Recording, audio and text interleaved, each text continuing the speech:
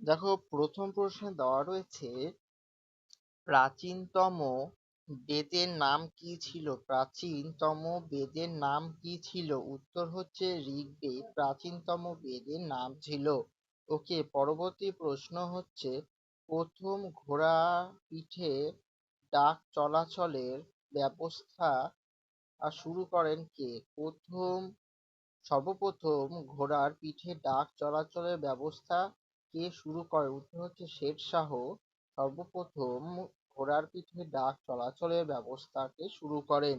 ওকে, পরবর্তী প্রশ্ন দেখো দেওয়া রয়েছে ভারতে দাসপ্রথা ছিল না কে বলেছিলেন? ভারতে দাসপ্রথা ছিল না কে বলেছিলেন? উত্তর হচ্ছে মেগাস্থিনিস ভারতে দাসপ্রথা ছিল না বলেছিলেন। ওকে, পরবর্তী প্রশ্ন হচ্ছে কাশী বিশ্বনাথ মন্দির কোথায় অবস্থিত? কাশী বিশ্বনাথ মন্দির কোথায় অবস্থিত? উত্তর হচ্ছে এলাহাবাদে কাশী বিশ্বনাথ মন্দির অবস্থিত। ওকে, পরবর্তী প্রশ্ন হচ্ছে দাহানা কাকে বলা হয়? দাহানা কাকে বলা হয়? উত্তর হচ্ছে বালি আরিকে দাহানা বলা হয়। ওকে, পরবর্তী প্রশ্ন হচ্ছে থর মরুভূমি পৃথিবীর কততম মরুভূমি? থর মরুভূমি পৃথিবীর কততম মরুভূমি? উত্তর হচ্ছে 10তম ও মরুভূমি হচ্ছে থর মরুভূমি পৃথিবীর। ওকে, পরবর্তী প্রশ্ন হচ্ছে নীলগিরি কি ধরনের পর্বত?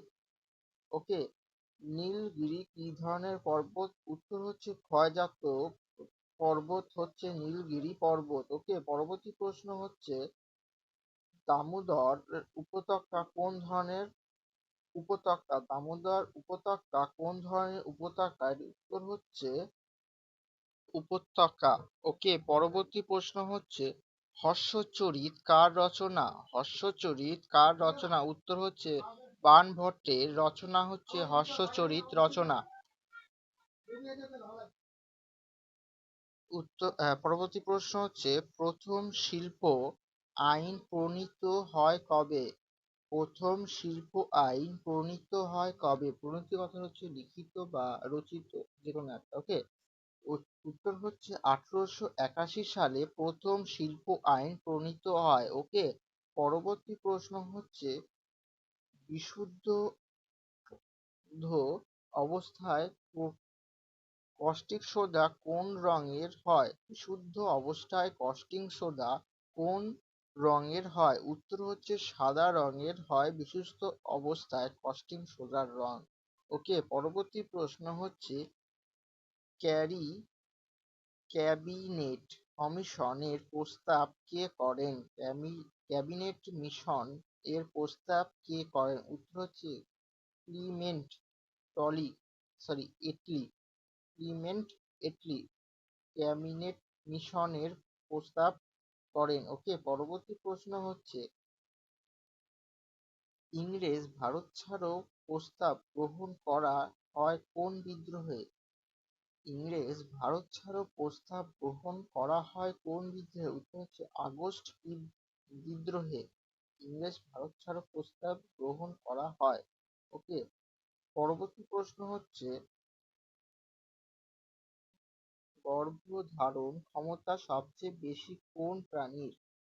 গর্ভধারণ ক্ষমতা সবচেয়ে বেশি কোন প্রাণীর? উত্তর হচ্ছে আফ্রিকান হাতির গর্ভধারণ ক্ষমতা সবচেয়ে বেশি। ওকে, পরবর্তী প্রশ্ন হচ্ছে ধানের রোগের নাম কি? ধানের রোগের নাম কি? হচ্ছে সরি ওকে ব্লাস্ট। ওকে, পরবর্তী প্রশ্ন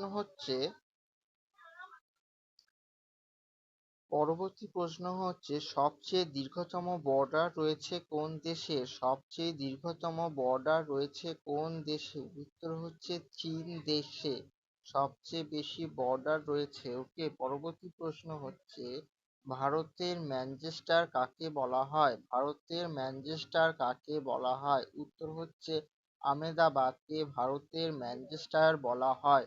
ওকে, পরবর্তী প্রশ্ন হচ্ছে ফতেপুর সিক্রি কে তৈরি করেন? উত্তর হচ্ছে সম্রাট আকবর ফতেপুর সিক্রি তৈরি করেন। ওকে, পরবর্তী প্রশ্ন হচ্ছে দিল্লিতে লাল দুর্গ কে তৈরি করেন? দিল্লিতে লাল দুর্গ কে তৈরি করেন? উত্তর হচ্ছে শাহজাহান। দিল্লিতে লাল দুর্গ তৈরি করেন।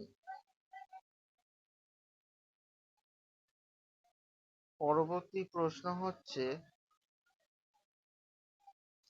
ভারতের সংবিধানের রূপকার কে ছিলেন? ভারতের সংবিধানের রূপকার কে ছিলেন? উত্তর হচ্ছে ডক্টর বি.আর. আম্বেদকর ভারতীয় সংবিধানের রূপকার ছিলেন। ওকে, পরবর্তী প্রশ্ন হচ্ছে, চেঙ্গিস খা এর আসল নাম কি ছিল? চেঙ্গিস খা এর আসল নাম কি ছিল? চেঙ্গিস খানের আসল নাম। ওকে, পরবর্তী প্রশ্ন হচ্ছে, ভারতের মিসাইল ম্যান কাকে বলা হয়? ভারতের মিসাইল ম্যান কাকে বলা হয়? এটার উত্তর হচ্ছে ডক্টর জে আব্দুল কালাম কে ভারতের মিসাইল ম্যান বলা হয়। ওকে, পরবর্তী প্রশ্ন হচ্ছে, পাঞ্জাব কেশরী নামে কে পরিচিত? পাঞ্জাব কেশরী নামে কে পরিচিত? উত্তর হচ্ছে লালা রাজপথ রায় পাঞ্জাব কেশরী নামে পরিচিত। ওকে, পরবর্তী প্রশ্ন হচ্ছে, কি থেকে ভারতে সবচেয়ে বেশি বেশি বিদ্যুৎ উৎপাদিত হয়? কি থেকে ভারতে সর্বাধিক বিদ্যুৎ উৎপাদিত হয়? উত্তর হচ্ছে কয়লা থেকে। ভারতে সব থেকে বেশি বিদ্যুৎ উৎপাদিত হয়। ওকে, পরবর্তী প্রশ্ন হচ্ছে, কবি ইকবাল পেশায় কি ছিলেন?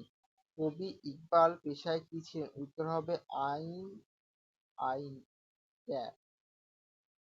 আইনজীবী ছিলেন। ওকে, পরবর্তী প্রশ্ন হচ্ছে, ভারতে মিড ডে মিল প্রথম শুরু হয়েছিল কোথায়? ভারতে মিড ডে মিল প্রথম শুরু হয়েছিল কোথায়? উত্তর হচ্ছে তামিলনাড়ুতে। ভারতের মিড ডে মিল প্রথম শুরু হয়েছিল তামিলনাড়ু রাজ্যতে। ওকে, পরবর্তী প্রশ্ন হচ্ছে, মহাত্মা গান্ধীকে ডান্ডি অভিযানের সঙ্গী ছিলেন কতজন? মহাত্মা গান্ধীর ডান্ডি অভিযানের সঙ্গী ছিলেন কতজন? উত্তর হচ্ছে ৭৮ জন ছিলেন। ওকে, পরবর্তী প্রশ্ন হচ্ছে, বিশ্বের বিশ্ব শহীদ সরি শহীদ পালিত হয় কবে? উত্তর হচ্ছে ১৬ই নভেম্বর। ওকে, পরবর্তী প্রশ্ন হচ্ছে, হু এইচ ও WHO হু এর সদর দপ্তর কোথায় অবস্থিত? উত্তর হচ্ছে জেনেভাতে অবস্থিত হচ্ছে হু এর সদর দপ্তর। ওকে, পরবর্তী প্রশ্ন হচ্ছে, উদ্ভিদের বৃদ্ধির পরিমাপ করা যন্ত্রের নাম কি? উদ্ভিদের বৃদ্ধি পরিমাপ করা যন্ত্রের নাম কি? উত্তর হচ্ছে ক্রেস্কোগ্রাফ। উদ্ভিদের বৃদ্ধি পরিমাপ উদ্ভিদ পরিমাপ করা যন্ত্রের নাম